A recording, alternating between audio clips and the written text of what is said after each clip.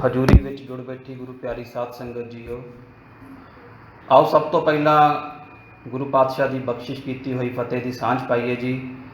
ਵਾਹਿਗੁਰੂ ਜੀ ਕਾ ਖਾਲਸਾ, ਵਾਹਿਗੁਰੂ ਜੀ ਕੀ ਫਤਿਹ। ਗੁਰੂ ਪਾਤਸ਼ਾਹ ਦੀ ਕਿਰਪਾ ਸਦਕਾ ਗੁਰੂ ਤੇਗ ਬਹਾਦਰ ਪਾਤਸ਼ਾਹ ਜੀ ਦੇ ਉੱਪਰ ਜੋ ਵਿਚਾਰ ਚਰਚਾ ਚੱਲ ਰਹੀ ਪਿਛਲੇ ਕੁਝ ਹਫ਼ਤਿਆਂ ਤੋਂ, ਅੱਜ ਉਸ ਦਾ 8ਵਾਂ ਜਿਹੜਾ ਲੈਕਚਰ ਹੈਗਾ ਸਾਧ ਸੰਗਤ ਜੀ। ਪਿਛਲੇ ਲੈਕਚਰ ਦੇ ਵਿੱਚ ਅਸੀਂ ਜੋ ਗੁਰੂ ਪਾਤਸ਼ਾਹ ਦੇ ਸਮੇਂ ਦਾ ਹਾਕਮ ਆ ਔਰੰਗਜ਼ੇਬ, ਉਸ ਦੇ ਕਿਰਦਾਰ ਬਾਰੇ, ਉਸ ਦੇ ਰਾਜਕਾਲ ਬਾਰੇ ਥੋੜ੍ਹੀ ਗੱਲ ਕੀਤੀ ਸੀ, ਅਤੇ ਅੱਜ ਗੁਰੂ ਤੇਗ ਬਹਾਦਰ ਪਾਤਸ਼ਾਹ ਦੀ ਸ਼ਹਾਦਤ ਬਾਰੇ ਵਿਚਾਰਾਂ ਕਰਾਂਗੇ। ਵਿਚਾਰਾਂ ਤੋਂ ਪਹਿਲਾਂ ਇੱਕ ਬੇਨਤੀ ਕਿ ਜਦੋਂ ਸ਼੍ਰੀ ਗੁਰੂ ਗ੍ਰੰਥ ਸਾਹਿਬ ਜੀ ਦੇ ਵਿੱਚ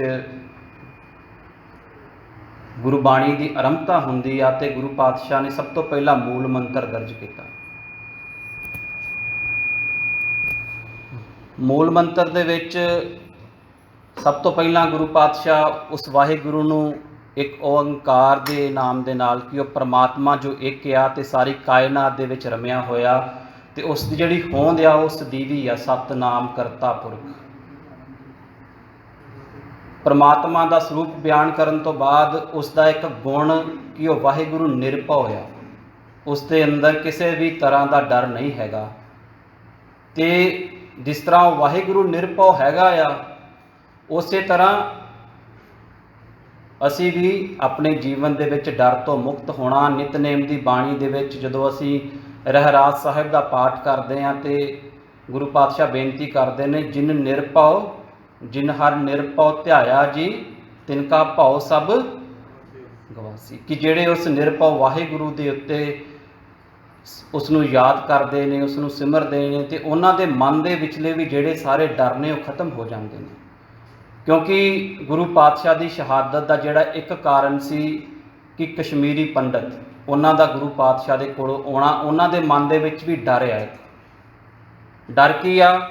ਕਿ ਜੇ ਧਰਮ ਰੱਖਦੇ ਨੇ ਤੇ ਜੀਵਨ ਨਹੀਂ ਰਹਿਣਾ, ਜੇ ਜੀਵਨ ਰੱਖਦੇ ਨੇ ਤੇ ਧਰਮ ਨਹੀਂ ਰਹਿਣਾ।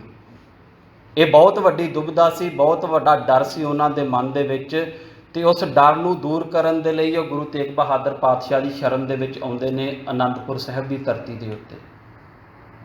ਗੁਰੂ ਪਾਤਸ਼ਾਹ ਦੀ ਸ਼ਹਾਦਤ ਤੋਂ ਵਿਚਾਰਨ ਤੋਂ ਪਹਿਲਾਂ ਜੋ ਪਿਛਲੇ ਅਸੀਂ ਲੈਕਚਰ ਦੇ ਵਿੱਚ ਥੋੜ੍ਹੀਆਂ ਵਿਚਾਰਾਂ ਕੀਤੀਆਂ ਸੀ, ਉਹਦੇ ਬਾਰੇ ਥੋੜ੍ਹਾ ਜਾਣ ਲਈਏ। ਕਿ ਔਰੰਗਜ਼ੇਬ ਨੇ 6ਵਾਂ ਮੁਗਲ ਬਾਦਸ਼ਾਹ ਸੀ ਬਾਬਰ ਤੋਂ ਬਾਅਦ, ਅਤੇ ਇਸਨੇ ਆਪਣੇ ਪਿਤਾ ਨੂੰ ਕੈਦ ਕਰ ਦਿੱਤਾ ਸੀ ਰਾਜ ਭਾਗ ਸਾਂਭਣ ਦੇ ਲਈ। ਉਸ ਨੂੰ ਇੱਕ ਘਰ ਦੇ ਵਿੱਚ, ਇੱਕ ਮਹਿਲ ਦੇ ਵਿੱਚ ਨਜ਼ਰਬੰਦ ਕਰ ਦਿੱਤਾ ਸੀ। ਸ਼ਾਹਜਹਾਨ ਨੂੰ ਨਜ਼ਰਬੰਦ ਕਰਨ ਤੋਂ ਬਾਅਦ, ਆਪਣੇ 2 ਭਰਾਵਾਂ ਨੂੰ ਮਾਰਨ ਤੋਂ ਬਾਅਦ, ਅਤੇ ਇੱਕ ਭਰਾ ਨੂੰ ਬ੍ਰਹਮਾ ਵੱਲ ਧੱਕ ਦਿੰਦਾ ਆ, ਉਹ ਕਦੀ ਵਾਪਸ ਨਹੀਂ ਆਉਂਦਾ। 3 ਭਰਾਵਾਂ ਨੂੰ, ਮਤਲਬ ਜਿਹੜੀਆਂ ਉਹਦੇ ਰਸਤੇ ਦੇ ਵਿੱਚ ਰੁਕਾਵਟਾਂ ਸੀ, ਉਹਨਾਂ ਨੂੰ ਖ਼ਤਮ ਕਰਨ ਤੋਂ ਬਾਅਦ ਇਹ ਹਿੰਦੁਸਤਾਨ ਦਾ ਬਾਦਸ਼ਾਹ ਬਣਦਾ ਆ। ਅਤੇ ਸਾਰੀ ਜ਼ਿੰਦਗੀ ਇਸਨੇ ਆਪਣੇ ਆਪ ਨੂੰ ਇੱਕ ਸੱਚਾ ਮੁਸਲਮਾਨ ਸਾਬਤ ਕਰਨ ਦੀ ਕੋਸ਼ਿਸ਼ ਕੀਤੀ। ਕਿ ਜਦੋਂ ਜੰਗ ਦੇ ਮੈਦਾਨ ਦੇ ਵਿੱਚ ਲੜਦਾ ਹੁੰਦਾ ਸੀ ਅਤੇ ਨਮਾਜ਼ ਦਾ ਜਦੋਂ ਸਮਾਂ ਹੋਣਾ, ਇਸਨੇ ਜੰਗ ਬੰਦ ਕਰਕੇ ਅਤੇ ਨਮਾਜ਼ ਪੜ੍ਹਨੀ ਸ਼ੁਰੂ ਕਰ ਦੇਣੀ। ਅਤੇ ਜਿਸ ਕਰਕੇ ਇਹਦੇ ਜਿਹੜੇ ਸਾਥੀ ਹੁੰਦੇ ਸੀ, ਦੂਜੇ ਫੌਜਦਾਰ, ਦੂਜੀ ਸੈਨਾ ਹੁੰਦੀ ਸੀ, ਇਸ ਤੋਂ ਬਹੁਤ ਪ੍ਰਭਾਵਿਤ ਹੁੰਦੀ ਹੈ, ਜਿਸ ਕਰਕੇ ਇਹਦਾ ਬੜੇ ਵੱਡੇ ਲੈਵਲ 'ਤੇ ਸਾਥ ਵੀ ਦਿੱਤਾ ਜਾਂਦਾ ਹੈ। ਸਾਰੀ ਜ਼ਿੰਦਗੀ ਕੁਰਾਨ ਸ਼ਰੀਫ ਦੀਆਂ ਜਿਹੜੀਆਂ ਪੋਥੀਆਂ ਸੀ ਉਹ ਹੱਥ ਨਾਲ ਲਿਖਦਾ ਹੁੰਦਾ ਸੀ। ਕੈਲੀਗ੍ਰਾਫੀ ਦੇ ਵਿੱਚ ਵੀ ਬਹੁਤ ਐਕਸਪਰਟ ਸੀ। ਕੁਰਾਨ ਸ਼ਰੀਫ ਇਸਨੇ ਜ਼ੁਬਾਨੀ ਯਾਦ ਵੀ ਕਰ ਲਈ ਸੀ। ਅਤੇ ਬਹੁਤ ਸਾਰੇ ਇਸ ਤਰ੍ਹਾਂ ਦੇ ਦਿਨ ਤਿਉਹਾਰ ਜਿਨ੍ਹਾਂ ਦੀ ਇਸਲਾਮਿਕ ਸ਼ਰੀਅਤ, ਇਸਲਾਮਿਕ ਲਾਅ ਜਿਹੜੀ ਸੀ ਉਹ ਪਰਮਿਸ਼ਨ ਨਹੀਂ ਸੀ ਦਿੰਦਾ, ਇਸਨੇ ਬੰਦ ਕਰ ਦਿੱਤੇ ਆਪਣੇ ਰਾਜ ਦੇ ਵਿੱਚ। ਸ਼ੀਆ ਮੁਸਲਮਾਨਾਂ ਦਾ ਮੁਹੱਰਮ ਮਨਾਉਣਾ ਬੰਦ ਕੀਤਾ। ਦੀਵਾਲੀ, ਹੋਲੀ ਦੇ ਉੱਤੇ ਇਸਨੇ ਕਿਹਾ ਕਿ ਵੱਡੇ ਲੈਵਲ 'ਤੇ ਨਹੀਂ ਮਨਾ ਸਕਦੇ। ਸੰਗੀਤ ਦੇ ਉੱਤੇ ਪਾਬੰਦੀ ਲਗਾਈ। ਚਿੱਤਰਕਾਰਾਂ ਨੂੰ ਜਿਹੜੀ ਮੁਗਲ ਸਲਤਨਤ ਵੱਲੋਂ ਇੱਕ ਸਰਪ੍ਰਸਤੀ ਮਿਲਦੀ ਹੁੰਦੀ ਸੀ, ਉਹਨਾਂ ਨੂੰ ਬੈਨ ਕੀਤਾ। ਝਰੋਖਾ ਦਰਸ਼ਨ ਹੁੰਦਾ ਸੀ ਕਿ ਮੁਗਲ ਬਾਦਸ਼ਾਹ ਇੱਕ ਖਿੜਕੀ ਦੇ ਵਿੱਚ ਬਹਿ ਕੇ ਆਪਣੇ ਲੋਕਾਂ ਨੂੰ ਦਰਸ਼ਨ ਦਿੰਦਾ ਹੁੰਦਾ ਸੀ। ਉਸਨੇ ਇਸ ਵਿਹਾਫ 'ਤੇ ਇਸ ਨੂੰ ਬੰਦ ਕਰ ਦਿੱਤਾ ਕਿ ਇਹਦੇ ਵਿੱਚੋਂ ਆਦਮ ਪਰਸਤੀ, ਕਿ ਬੰਦੇ ਦੀ ਜਿਹੜੀ ਪੂਜਾ ਆ ਉਹਦੀ ਝਲਕ ਪੈਂਦੀ ਹੈ। ਇਸ ਕਰਕੇ ਕਿਉਂਕਿ ਇਸਲਾਮ ਦੇ ਵਿੱਚ ਸਿਰਫ ਖੁਦਾ ਪਰਸਤੀ ਆ, ਖੁਦਾ ਤੋਂ ਇਲਾਵਾ ਕਿਸੇ ਹੋਰ ਦੂਸਰੀ ਚੀਜ਼ ਦੀ ਇਨਸਾਨ ਨੇ ਬੰਦਗੀ ਨਹੀਂ ਕਰਨੀ। ਠੀਕ ਹੈ, ਉਸ ਦਾ ਆਪਣਾ ਅਕੀਦਾ ਸੀ। ਸਾਰੀ ਜ਼ਿੰਦਗੀ ਇਸਨੇ ਆਪਣੇ ਆਪ ਨੂੰ ਸੱਚਾ ਮੁਸਲਮਾਨ ਸਾਬਤ ਕਰਨ ਦੀ ਕੋਸ਼ਿਸ਼ ਕੀਤੀ, ਪਰ ਆਖਿਰ ਤੱਕ ਇਹ ਫੇਲ ਹੋ ਜਾਂਦਾ, ਕਿਉਂਕਿ ਉਸ ਦੇ ਕਿਰਦਾਰ ਕਥਨੀ ਕਰਨੀ ਵਿੱਚ ਬਹੁਤ ਵੱਡਾ ਫਰਕ ਸੀ। ਜੋ ਕਹਿੰਦਾ ਸੀ ਉਹ ਕਰ ਨਹੀਂ ਸਕਿਆ। ਇਸ ਕਰਕੇ ਜਦੋਂ ਮੌਤ ਦੀ ਦਹਲੀਜ਼ ਦੇ ਉੱਤੇ ਖੜਾ ਆ ਤੇ ਉਸ ਦੇ ਮਨ ਦੇ ਵਿੱਚ ਡਰ ਆ ਤੇ ਉਹ ਆਪਣੀਆਂ ਚਿੱਠੀਆਂ ਦੇ ਰਾਹੀਂ ਜਿਹੜੇ ਆਪਣੇ ਪਰਿਵਾਰਕ ਮੈਂਬਰਾਂ ਨੂੰ ਲਿਖਦਾ ਸੀ, ਆਪਣੇ ਇਸ ਡਰ ਦਾ ਜ਼ਿਕਰ ਕਰਦਾ ਹੈ। ਤੇ ਗੁਰੂ ਗੋਬਿੰਦ ਸਿੰਘ ਪਾਤਸ਼ਾਹ ਨੇ ਉਸ ਦੇ ਕਿਰਦਾਰ ਨੂੰ ਨੰਗਾ ਕੀਤਾ ਸੀ ਜ਼ਫਰਨਾਮੇ ਦੇ ਵਿੱਚ, ਜਦੋਂ ਗੁਰੂ ਪਾਤਸ਼ਾਹ ਲਿਖਦੇ ਨੇ, ਨਾ ਈਮਾ ਪਰਸਤੀ ਨਾ ਉਜ਼ਾਇੰਦੀ ਨਾ ਸਾਹਿਬ ਸਨਾਸੀ ਨਾ ਮੁਹੰਮਦ ਯਕੀ। ਕਿ ਜ਼ਫਰਨਾਮੇ ਦੇ ਇੱਕ ਸ਼ੇਰ ਵਿੱਚ ਗੁਰੂ ਪਾਤਸ਼ਾਹ ਕਹਿੰਦੇ ਨੇ, ਔਰੰਗਜ਼ੇਬ ਠੀਕ ਹੈ, ਤੂੰ ਬਹੁਤ ਵੱਡਾ ਤੀਰ ਅੰਦਾਜ਼ ਆ, ਤੂੰ ਘੋੜ ਸਵਾਰ ਆ, ਤੂੰ ਜੰਗ ਦੇ ਮੈਦਾਨ ਦੇ ਵਿੱਚ ਬੜੀ ਬਹਾਦਰੀ ਨਾਲ ਲੜਦਾ, ਪਰ ਤੇਰੇ ਵਿੱਚ ਈਮਾਨ ਦੀ ਕੋਈ ਗੱਲ ਨਹੀਂ ਹੈਗੀ। ਨਾ ਈਮਾ ਪਰਸਤੀ ਨਾ ਉਜ਼ਾਇੰਦੀ ਨਾ ਸਾਹਿਬ ਸਨਾਸੀ, ਨਾ ਤੈਨੂੰ ਉਸ ਪਰਮਾਤਮਾ ਦੇ ਵਿੱਚ ਕੋਈ ਭਰੋਸਾ ਆ, ਨਾ ਤੇਰੇ ਮਨ ਦੇ ਵਿੱਚ ਪਰਮਾਤਮਾ ਦਾ ਕੋਈ ਡਰ ਆ, ਤੇ ਨਾ ਹੀ ਤੈਨੂੰ ਹਜ਼ਰਤ ਮੁਹੰਮਦ ਸਾਹਿਬ ਦੇ ਉੱਤੇ ਯਕੀਨ ਹੈਗਾ ਆ। ਤੇ 2015 ਦੇ ਵਿੱਚ 5-6 ਸਾਲ ਪਹਿਲਾਂ ਹਿੰਦੁਸਤਾਨ ਦੇ ਵਿੱਚ ਇੱਕ ਘਟਨਾ ਵਾਪਰਦੀ ਆ ਕਿ ਵੱਖ-ਵੱਖ ਮੁਗਲ ਬਾਦਸ਼ਾਹਾਂ ਦੇ ਨਾਂ ਦੇ ਉੱਤੇ ਦਿੱਲੀ ਦੇ ਵਿੱਚ ਬਹੁਤ ਸਾਰੇ ਮਾਰਗ ਬਣੇ ਹੋਏ ਨੇ ਜਿਹੜੇ ਉਹਨਾਂ ਦੀ ਯਾਦ ਦਿਵਾਉਂਦੇ ਨੇ। ਤੇ ਉਹਨਾਂ ਵਿੱਚੋਂ ਇਸ ਬਾਦਸ਼ਾਹ ਦੇ ਨਾਂ ਦੇ ਉੱਤੇ ਵੀ ਇੱਕ ਮਾਰਗ ਬਣਿਆ ਹੋਇਆ ਸੀ, ਔਰੰਗਜ਼ੇਬ ਮਾਰਗ ਸੜਕ। ਉਸ ਮਾਰਗ ਦਾ ਨਾਮ ਬਦਲ ਕੇ ਔਰੰਗਜ਼ੇਬ ਤੋਂ ਭਾਰਤ ਦੇ ਸਾਬਕਾ ਰਾਸ਼ਟਰਪਤੀ ਸੀ ਅਬਦੁਲ ਕਲਾਮ, ਉਹਨਾਂ ਦੇ ਨਾਮ ਦੇ ਉੱਤੇ ਉਹ ਸੜਕ ਦਾ ਨਾਮ ਕਰ ਦਿੱਤਾ ਜਾਂਦਾ। ਤੇ ਔਰੰਗਜ਼ੇਬ ਦੇ ਉੱਪਰ ਫਿਰ ਇੰਟਰਨੈਸ਼ਨਲ ਲੈਵਲ ਦੇ ਉੱਤੇ ਜਿਹੜੀ ਇੱਕ ਵਿਚਾਰ ਚਰਚਾ ਸ਼ੁਰੂ ਹੁੰਦੀ ਆ ਉਸ ਦੇ ਕਿਰਦਾਰ ਨੂੰ ਲੈ ਕੇ। ਬਹੁਤ ਸਾਰੇ ਜਿਹੜੇ ਵੈਸਟਰਨ ਸਕਾਲਰ ਸੀ ਉਹਨਾਂ ਨੇ ਲਿਖਣਾ ਸ਼ੁਰੂ ਕੀਤਾ। ਉਹਨਾਂ ਵਿੱਚੋਂ ਇੱਕ ਆਡਰੀ ਟਰਸ਼ਕੀ ਜਿਹੜੀ ਤਸਵੀਰ ਤੁਸੀਂ ਦੇਖ ਰਹੇ ਹੋ, ਇਹ ਪ੍ਰੋਫੈਸਰ ਨੇ US ਦੇ ਵਿੱਚੋਂ, ਇਹਨਾਂ ਨੇ ਇੱਕ ਕਿਤਾਬ ਲਿਖੀ ਦ ਮੈਨ ਐਂਡ ਦ ਮਿਥ, ਕਿ ਔਰੰਗਜ਼ੇਬ ਨੂੰ ਇਹ ਸਾਬਤ ਕਰਨ ਦੀ ਕੋਸ਼ਿਸ਼ ਕੀਤੀ ਕਿ ਉਹ ਧਾਰਮਿਕ ਤੌਰ ਤੇ ਬਿਲਕੁਲ ਕੱਟੜ ਨਹੀਂ ਸੀ ਹੈਗਾ। ਉਹ ਇੱਕ ਰਾਜਾ ਸੀ, ਇੱਕ ਬਾਦਸ਼ਾਹ ਸੀ, ਤੇ ਬਾਦਸ਼ਾਹ ਬਣਨ ਦੇ ਲਈ ਠੀਕ ਹੈ ਉਸਨੇ ਆਪਣੇ ਭੈਣ ਭਰਾਵਾਂ ਨੂੰ ਵੀ, ਆਪਣੇ ਪਿਤਾ ਨੂੰ ਵੀ ਜਿਸ ਤਰੀਕੇ ਦੇ ਨਾਲ ਵੀ ਕੀਤਾ, ਉਹ ਉਸ ਦੀ ਇੱਕ ਪਰਸਨਲ ਲਾਈਫ ਦਾ ਹਿੱਸਾ ਆ। ਜੇ ਕਿਤੇ ਉਸਨੇ ਮੰਦਰ ਵੀ ਢਾਏ ਤੇ ਉਹ ਵੀ ਰਾਜਨੀਤਿਕ ਕਾਰਨ ਸੀ, ਉਸ ਦੇ ਪਿੱਛੇ ਉਸ ਦੀ ਕੋਈ ਧਾਰਮਿਕ ਕੱਟੜਤਾ ਨਹੀਂ ਸੀ ਹੈਗੀ। ਤੇ ਉਸ ਦੇ ਬਾਰੇ ਜਿਹੜੀ ਡਿਟੇਲ ਦੇ ਵਿੱਚ ਗੱਲ ਆ ਅਸੀਂ ਆਪਣੇ ਪਿਛਲੇ ਲੈਕਚਰ ਦੇ ਵਿੱਚ ਕੀਤੀ ਸੀ, ਸਾਧ ਸੰਗਤ ਜੀ ਉਹ ਫੇਸਬੁੱਕ ਤੇ ਹੋਏਗਾ ਵੀ, ਤੁਸੀਂ ਸੁਣ ਸਕਦੇ ਹੋ। ਤੇ ਗੁਰੂ ਪਾਤਸ਼ਾਹ ਨੇ ਉਸ ਦੇ ਕਿਰਦਾਰ ਨੂੰ, ਜੋ ਔਰੰਗਜ਼ੇਬ ਹੈਗਾ ਸੀ, ਪਹਿਲੀ ਵਾਰ ਉਸ ਦਾ ਕਿਰਦਾਰ ਜਿਹੜਾ ਸੀ ਉਸ ਦੇ ਸਾਹਮਣੇ ਰੱਖਿਆ ਸੀ ਕਿ ਤੇਰੇ ਵਿੱਚ ਧਰਮ ਦੇ ਨਾਂ ਦੀ ਕੋਈ ਚੀਜ਼ ਨਹੀਂ ਹੈਗੀ। ਹੁਣ ਗੁਰੂ ਪਾਤਸ਼ਾਹ ਦੀ ਸ਼ਹਾਦਤ ਦੇ ਬਾਰੇ ਅੱਜ ਗੱਲ ਕਰਦੇ ਹਾਂ ਕਿ ਸ਼ਹੀਦ ਕਿਉਂ ਕੀਤਾ ਜਾਂਦਾ ਆ। ਇੱਕ ਪਾਸੇ ਗੁਰੂ ਕਾਲ ਸ਼ੁਰੂ ਹੁੰਦਾ ਆ, ਗੁਰੂ ਨਾਨਕ ਪਾਤਸ਼ਾਹ ਕਰਤਾਰਪੁਰ ਸਾਹਿਬ ਦੀ ਨੀਂਹ ਰੱਖਦੇ ਨੇ, ਤੇ ਉਸੇ ਦਹਾਕੇ ਦੇ ਵਿੱਚ, ਸੇਮ ਡਿਕੇਡ ਦੇ ਵਿੱਚ, ਬਾਬਰ ਜਿਹੜਾ ਹੈਗਾ ਆ ਉਹ ਮੁਗਲ ਸਲਤਨਤ ਦੀ ਜਿਹੜੀ ਆ ਉਹ ਨੀਂਹ ਰੱਖਦਾ ਹਿੰਦੁਸਤਾਨ ਦੀ ਧਰਤੀ ਦੇ ਉੱਤੇ। ਇੱਕ ਪਾਸੇ ਗੁਰੂ ਪਾਤਸ਼ਾਹ ਚੱਲਦੇ ਨੇ ਤੇ ਦੂਸਰੇ ਪਾਸੇ ਮੁਗਲਾਂ ਦਾ ਜਿਹੜਾ ਕਾਲ ਆ ਸ਼ੁਰੂ ਹੁੰਦਾ, ਤੇ 10 ਗੁਰੂ ਸਾਹਿਬਾਨ ਤੇ ਉਧਰੋਂ 7 ਮੁਗਲ ਬਾਦਸ਼ਾਹ ਬਹਾਦਰ ਸ਼ਾਹ ਤੱਕ। ਤੇ ਔਰੰਗਜ਼ੇਬ ਦਾ ਜਿਹੜਾ ਸਮਾਂ ਸੀ ਉਹ ਮੁਗਲ ਹਕੂਮਤ ਦਾ ਸਿਖਰ ਸੀ, ਕਿਉਂਕਿ ਔਰੰਗਜ਼ੇਬ ਤੋਂ ਪਹਿਲਾਂ ਕਿਸੇ ਵੀ ਮੁਗਲ ਬਾਦਸ਼ਾਹ ਨੇ ਉਸ ਦੇ ਸਮਰਾਜ ਨੂੰ ਏਡੇ ਵੱਡੇ ਜਿਹੜਾ ਪੱਧਰ ਦੇ ਉੱਤੇ ਨਹੀਂ ਫੈਲਾਇਆ ਸੀ। ਹੁਣ ਮੁਗਲ ਬਾਦਸ਼ਾਹ ਸਭ ਤੋਂ ਪਹਿਲਾਂ ਗੁਰੂ ਅਰਜਨ ਦੇਵ ਪਾਤਸ਼ਾਹ ਨੂੰ ਸ਼ਹੀਦ ਕਰਦੇ ਨੇ। ਕਾਰਨ ਕੀ ਹੈਗਾ? ਕਿਉਂਕਿ ਉਸ ਸਮੇਂ ਦੇ ਵਿੱਚ ਜਿਹੜੀ ਸੱਚ ਦੀ ਆਵਾਜ਼ ਆ, ਉਹਨਾਂ ਦੀ ਇੱਕ ਪਾਲਿਸੀ ਸੀ ਕਿ ਜਿਹੜਾ ਵੀ ਪੀਰ ਪੈਗੰਬਰ ਸੱਚ ਬੋਲਦਾ ਆ, ਗੁਰੂ ਸੱਚ ਬੋਲਦਾ, ਉਸ ਦੇਹੀ ਨੂੰ ਖਤਮ ਕਰ ਦਿੱਤਾ ਜਾਏ, ਕਿ ਸੱਚ ਨੂੰ ਦਬਾ ਦਿੱਤਾ ਜਾਏ। ਜੇ ਉਹ ਸੱਚ ਨੂੰ ਬੋਲਣ ਵਾਲੀ ਦੇਹੀ ਨਹੀਂ ਰਹੇਗੀ ਤੇ ਸੱਚ ਆਪਣੇ ਆਪ ਖਤਮ ਹੋ ਜਾਏਗਾ। ਸਭ ਤੋਂ ਪਹਿਲਾਂ ਗੁਰੂ ਅਰਜਨ ਦੇਵ ਪਾਤਸ਼ਾਹ ਨੂੰ ਸ਼ਹੀਦ ਕੀਤਾ ਜਾਂਦਾ। ਫਿਰ ਗੁਰੂ ਹਰਗੋਬਿੰਦ ਪਾਤਸ਼ਾਹ ਮੀਰੀ ਪੀਰੀ ਦਾ ਜਿਹੜਾ ਸਿਧਾਂਤ ਆ ਉਹਨੂੰ 2 ਤਲਵਾਰਾਂ ਪਹਿਨਦੇ ਨੇ, ਸੱਚ ਦੀ ਆਵਾਜ਼ ਫਿਰ ਵੀ ਨਹੀਂ ਨੱਪੀ ਜਾਂਦੀ। ਫਿਰ ਗੁਰੂ ਤੇਗ ਬਹਾਦਰ ਪਾਤਸ਼ਾਹ ਨੂੰ ਸ਼ਹੀਦ ਕੀਤਾ ਜਾਂਦਾ। ਗੁਰੂ ਪਾਤਸ਼ਾਹ ਦੇ ਨਾਲ ਉਹਨਾਂ ਦੇ ਜਿਹੜੇ ਸਿੱਖ ਸੀ, ਭਾਈ ਸਤੀ ਦਾਸ ਜੀ, ਭਾਈ ਮਤੀ ਦਾਸ ਜੀ, ਭਾਈ ਦਿਆਲਾ ਜੀ, ਉਹਨਾਂ ਨੂੰ ਵੀ ਸ਼ਹੀਦ ਕੀਤਾ ਜਾਂਦਾ ਆ ਲੋਕਾਂ ਦੇ ਮਨ ਦੇ ਵਿੱਚ ਡਰ ਖਤਮ ਕਰਨ ਦੇ ਲਈ। ਪਰ ਸੱਚ ਦੀ ਆਵਾਜ਼ ਫਿਰ ਵੀ ਨਹੀਂ ਨੱਪੀ ਜਾਂਦੀ। ਗੁਰੂ ਗੋਬਿੰਦ ਸਿੰਘ ਪਾਤਸ਼ਾਹ ਗੁਰਿਆਈ ਵਿੱਚ ਆਉਂਦੇ ਨੇ। ਇਸ ਕਰਕੇ ਜਿਹੜੇ ਮੁਗਲ ਨੇ ਉਹਨਾਂ ਨੂੰ ਪਤਾ ਕਿ ਜਿੰਨਾ ਚਿਰ ਤੱਕ ਗੁਰੂ ਪਰੰਪਰਾ ਚੱਲੀ ਰਹੇਗੀ ਇਹ ਸੱਚ ਦੀ ਆਵਾਜ਼ ਬੁਲੰਦ ਰਹੇਗੀ। ਜਿਸ ਕਰਕੇ ਬਾਅਦ ਵਿੱਚ ਵੱਡੇ ਸਾਹਿਬਜ਼ਾਦਿਆਂ ਨੂੰ ਵੀ ਨਹੀਂ, ਕੇਵਲ ਛੋਟੇ ਸਾਹਿਬਜ਼ਾਦਿਆਂ ਨੂੰ ਵੀ ਸ਼ਹੀਦ ਕੀਤਾ ਜਾਂਦਾ ਹੈ ਕਿ ਪੂਰਾ ਪਰਿਵਾਰ ਖਤਮ ਕਰ ਦਿਓ, ਜਿੰਨਾ ਚਿਰ ਤੱਕ ਇਹ ਪਰਿਵਾਰ ਨਹੀਂ ਖਤਮ ਹੋਏਗਾ ਸੱਚ ਦੀ ਆਵਾਜ਼ ਹਮੇਸ਼ਾ ਬੁਲੰਦ ਰਹੇਗੀ।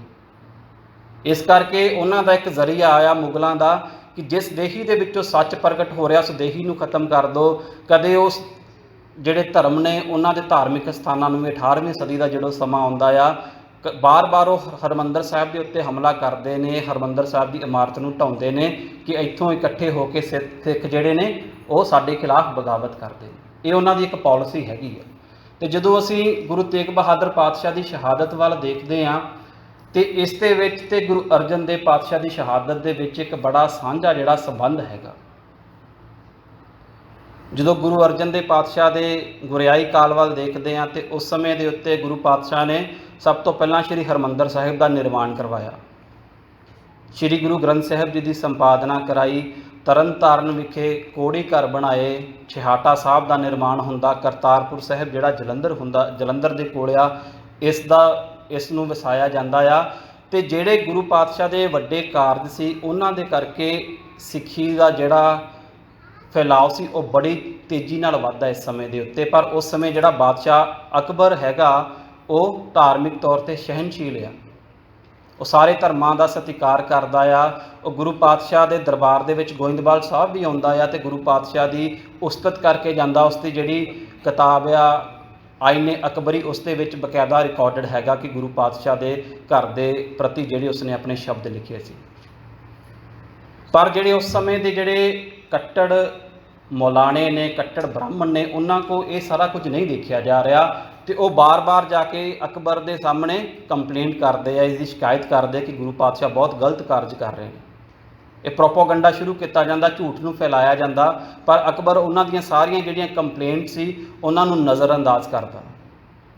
ਤੇ ਸੇਮ ਵਰਤਾਰਾ ਜਿਹੜਾ ਹੈਗਾ ਜਦੋਂ ਗੁਰੂ ਤੇਗ ਬਹਾਦਰ ਪਾਤਸ਼ਾਹ ਪੰਜਾਬ ਦੀ ਧਰਤੀ ਦੇ ਉੱਤੇ ਜਾਂ ਪੰਜਾਬ ਤੋਂ ਬਾਹਰ ਸਿੱਖੀ ਦੀ ਮਹਿਕ ਖਿਲਾਰਦੇ ਨੇ ਤੇ ਇੱਕ ਤੇ ਜਿਹੜੀ ਔਰੰਗਜ਼ੇਬ ਦੀ ਉਸ ਸਮੇਂ ਖੁਫੀਆ ਏਜੰਸੀ ਆ, ਜਿਹੜੀ ਇੰਟੈਲੀਜੈਂਸੀ ਆ, ਉਹ ਵੀ ਗੁਰੂ ਪਾਤਸ਼ਾਹ ਦੇ ਵਿਰੁੱਧ ਲਿਖਣਾ ਸ਼ੁਰੂ ਕਰਦੀ ਹੈ ਕਿ ਇਹ ਬਹੁਤ ਆਰਜਕਤਾ ਫੈਲਾ ਰਹੇ ਨੇ, ਬਗਾਵਤ ਕਰ ਰਹੇ ਨੇ। ਤੇ ਨਾਲ ਦੀ ਨਾਲ ਹੀ ਜਿਹੜੇ ਕੱਟੜ ਮੌਲਾਨੇ ਤੇ ਕੱਟੜ ਬ੍ਰਾਹਮਣ ਸੀ ਉਹਨਾਂ ਨੂੰ ਵੀ ਇਹ ਗੱਲ ਜਿਹੜੀ ਆ ਹਜਮ ਨਹੀਂ ਹੋ ਰਹੀ। ਬਾਰ-ਬਾਰ ਗੁਰੂ ਪਾਤਸ਼ਾਹ ਦੇ ਖਿਲਾਫ ਸ਼ਿਕਾਇਤਾਂ ਕੀਤੀਆਂ ਜਾਂਦੀਆਂ।